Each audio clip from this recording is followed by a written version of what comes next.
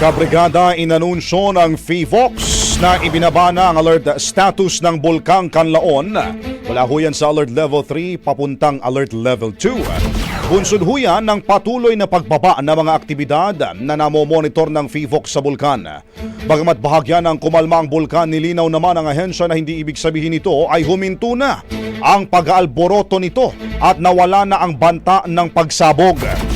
Dahil ho rito, pinaalalahanan pa rin ng FIVOX ang mga residente sa lugar na ipinagbabawal pa rin ang pagpunta sa 4-kilometer permanent danger zone dahil huyan sa posibilidad ng biglaang pagsabog, phreatic explosions at pagguho ng mga bato.